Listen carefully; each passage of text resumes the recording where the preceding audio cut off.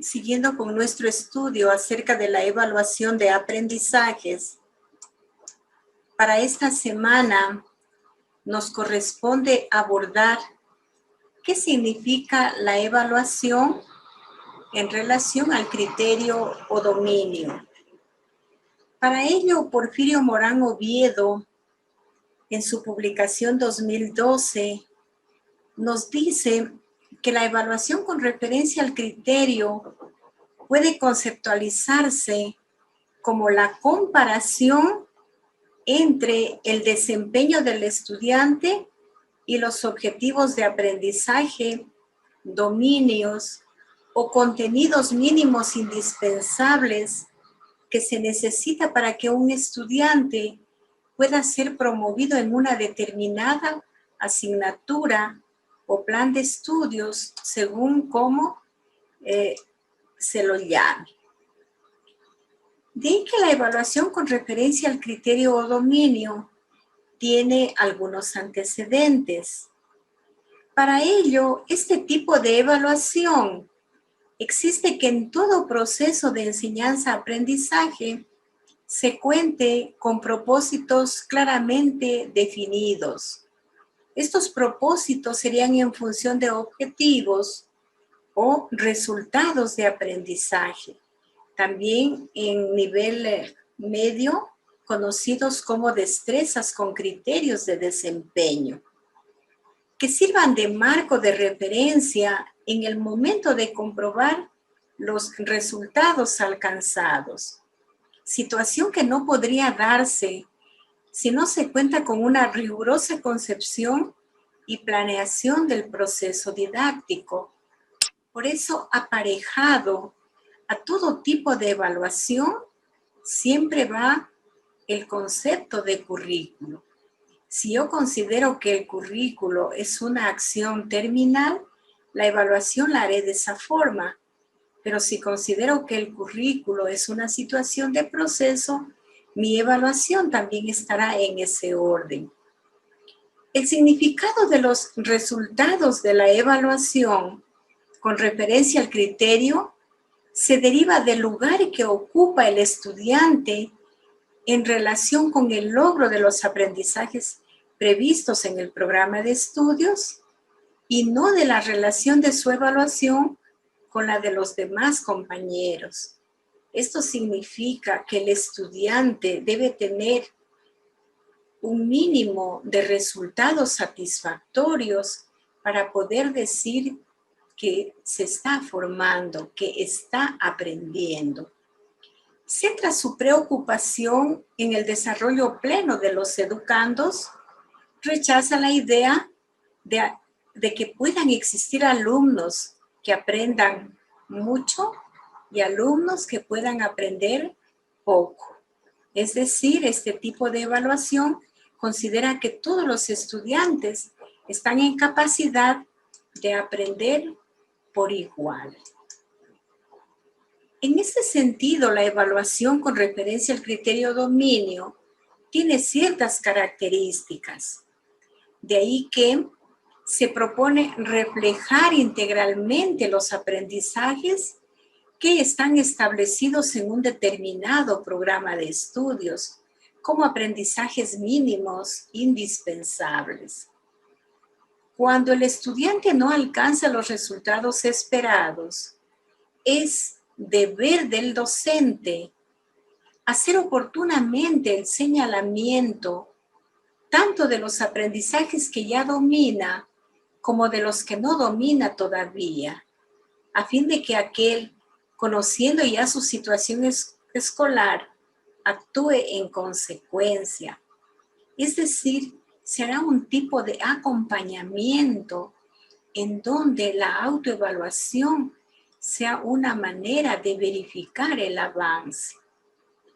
Lo importante, como decíamos, es verificar los dominios establecidos. No se trata de que profesor y estudiantes se esfuercen por aproximarse a la meta, sino que el estudiante demuestre el logro de los conocimientos y habilidades requeridos para ser promovido. Esto conlleva la teoría de que el aprendizaje no es lineal, sino el aprendizaje es en espiral.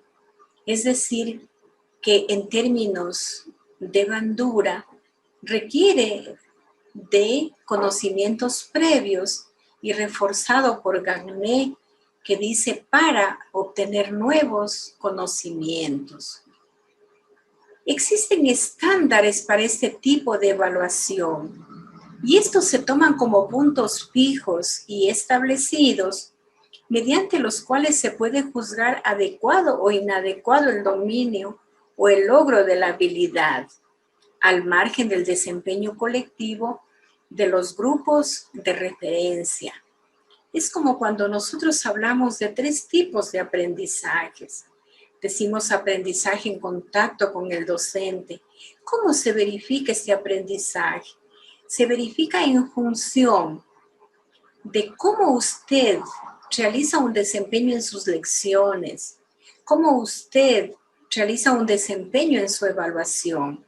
Entonces establecemos un criterio de evaluación y decimos, este tipo de aprendizajes de lección y evaluación corresponde al 40%.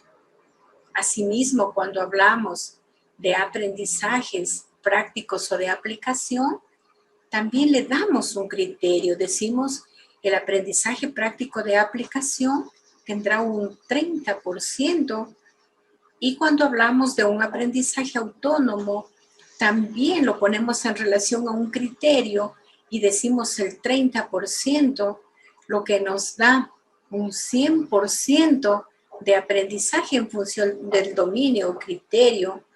Y haciendo una ponderación, el 100% equivale a 10 puntos. Entonces, jóvenes, de ahí la importancia de nosotros poder entender que toda evaluación con referencia al criterio o dominio tiene sus propósitos. Y estos propósitos tienen que estar explicitados y conocidos por los estudiantes. O sea, no es algo que debamos tenerlo en secreto o como parte del currículo oculto. De ahí que estos propósitos dicen evaluar el desempeño individual en relación con criterios absolutos. Todos los estudiantes están en capacidad de obtener un 40% en relación a aprendizaje en contacto con el docente, que indiquen lo que un individuo puede hacer en función de dichos criterios y no en relación con el desempeño de otros individuos o estudiantes en nuestro caso. Establecer un sistema de verificación de logros en cada momento del proceso de enseñanza-aprendizaje, de tal manera que permita detectar oportunamente los aciertos y errores para tomar las medidas pertinentes. De ahí que la evaluación es continua y permanente. Se inicia con una evaluación inicial o de conocimientos previos y sobre ella se tiene que trabajar, especialmente cuando uno se ha establecido un criterio que menos de ese criterio no deberíamos estar en relación estática o decir no ha pasado nada. No, tenemos que inmediatamente implementar un plan de recuperación.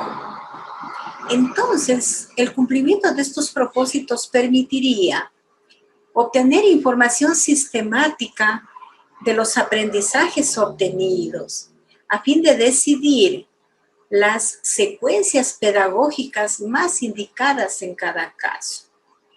Tomar las medidas pertinentes para superar las deficiencias, es decir, establecer programas o acciones de enseñanza remedial. Lo que yo les decía, jóvenes, establecer ciertos mecanismos que permitan entonces actividades de recuperación. Propiciar un mayor nivel de preparación del educando y del profesional egresado. Para las actividades de evaluación con criterio dominio, no es solamente responsabilidad del docente, sino también es responsabilidad compartida con el estudiante. Por eso hablamos de proceso de enseñanza-aprendizaje. Si no hablaríamos solo de proceso de enseñanza o solamente de aprendizaje. Entonces son procesos simultáneos en los cuales se denota la responsabilidad de docente y estudiantes.